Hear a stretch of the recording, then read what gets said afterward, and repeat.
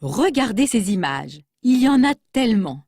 Des timbres, des unes de journaux, des magazines, qu'ils soient français ou étrangers, des caricatures, des publicités, une pochette de disque et, symbole des symboles, le fameux billet de 100 francs qui aura marqué toute une génération. Ce motif, le monde entier le connaît, même si tous ne mettent peut-être pas un nom sur le tableau et son auteur. Peut-on dire que c'est le tableau français le plus célèbre? Il s'agit donc de La liberté guidant le peuple, peint à l'automne 1830 par Eugène Delacroix. Le tableau est l'une des gloires du musée du Louvre à Paris. Revenons un instant sur le contexte historique. Nous sommes en 1830. Charles X est au pouvoir. La situation économique de la France est mauvaise. Les bourgeois et le peuple sont mécontents. Le roi supporte mal de se faire chahuter par les députés et, le 25 juillet 1830, il promulgue 4 ordonnances qui, entre autres, doivent dissoudre la Chambre des députés et censurer la presse. La révolte est immédiate, à la Chambre, dans la presse et dans la rue. Des barricades sont érigées, des combats sanglants ont lieu dans les rues de Paris.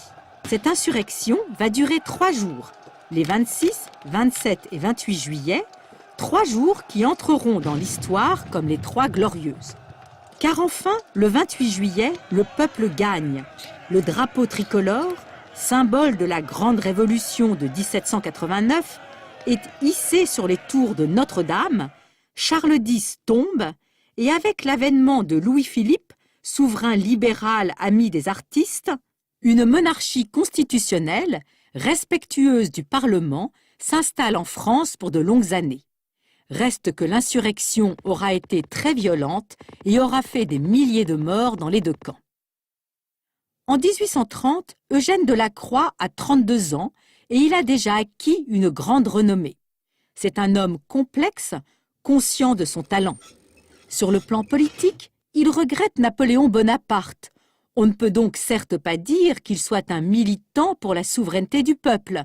Et pourtant, il semble que, bien que ses combats de rue l'aient fort effrayé, il ait néanmoins été profondément touché par la violente aspiration à la liberté du peuple, bourgeois, étudiants et ouvriers confondus.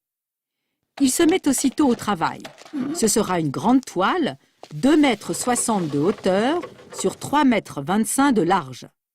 Dans une lettre à son frère, il écrit « J'ai entrepris un sujet moderne, une barricade, et si je n'ai pas vaincu pour la patrie, au moins peindrai-je pour elle.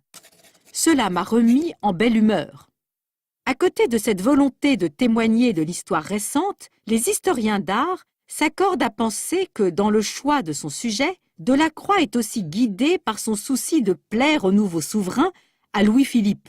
Mais ne soyons pas mesquins. Regardons-le, ce tableau monumental. Une barricade, donc. La première chose qui frappe, c'est bien sûr l'immense figure féminine au centre du tableau, avec sa poitrine dénudée, son drapeau et sa baïonnette. Nous y reviendrons. Regardons d'abord les combattants. Au premier plan, on distingue des enchevêtrements de corps, les cadavres gisent, qu'il s'agisse de soldats ou d'insurgés. Au deuxième plan, les insurgés forment un front. D'aucuns ont voulu reconnaître Delacroix lui-même dans l'homme au chapeau haute forme, mais non. Cet homme symbolise l'homme lettré, tout comme l'homme au béret symbolise l'ouvrier, et l'homme ou la femme vêtue de bleu, blanc, rouge, probablement en train de mourir, le regard tourné vers la liberté, symbolise le peuple souffrant.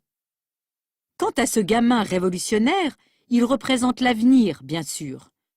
Ce gamin de Paris impressionnera tellement Victor Hugo une trentaine d'années plus tard qu'il en fera, sous le nom de Gavroche, l'un des personnages tutélaires de son immense œuvre, Les Misérables. Et donc, au centre de cette composition pyramidale, surdimensionnée, surplombant l'ensemble, se détachant sur un nuage de poudre qui éclipse le ciel, une figure qui paraît irréelle, la liberté. Elle est vêtue à l'antique, son visage pourrait être celui d'une monnaie ancienne, et elle est coiffée de ce bonnet phrygien dont la Révolution française avait fait l'un de ses symboles. Elle guide le peuple, brandissant le drapeau républicain dans la main droite, ce drapeau que Delacroix avait vu flotter sur les tours de Notre-Dame, que l'on distingue ici. Mais le chemin de la liberté passe par le sang, comme nous le montre le fusil à baïonnette qu'elle tient dans sa main gauche. Exposé au salon de 1831, le tableau est acheté par le nouveau souverain, qui aura d'ailleurs très vite peur de sa possible influence sur le peuple et le fera mettre dans les réserves de l'État. À partir de 1855, le tableau réapparaît sporadiquement, mais il faut attendre 1874 pour qu'il soit définitivement exposé au Louvre. Alors, pourquoi ce tableau a-t-il eu un tel impact? Pourquoi s'est-il imposé, échappant à son créateur, pour devenir une œuvre universelle, un symbole de l'histoire de France? Tout d'abord, c'est l'œuvre d'un peintre puissant qui, grâce à la liberté de son geste et de sa touche, crée le mouvement. Nous sommes dans la rue, nous vivons la révolte avec les insurgés, nous sommes dans leur mouvement, dans la violence et la chaleur de l'action.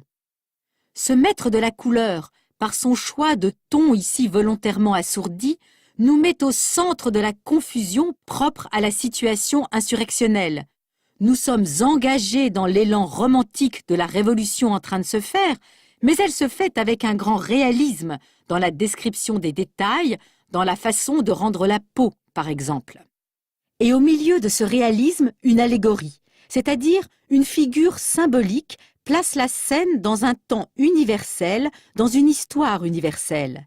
Mais, et c'est là tout le talent de Delacroix, cette figure allégorique est charnelle, c'est une femme puissante et troublante. Il y a de la part de Delacroix une grande audace dans ce mélange du réalisme et de l'allégorique. Les Français, peuple si fier d'avoir été révolutionnaires, se sont tout bonnement approprié la liberté guidant le peuple. C'est leur icône. Elle leur appartient, symbolisant le meilleur d'eux-mêmes.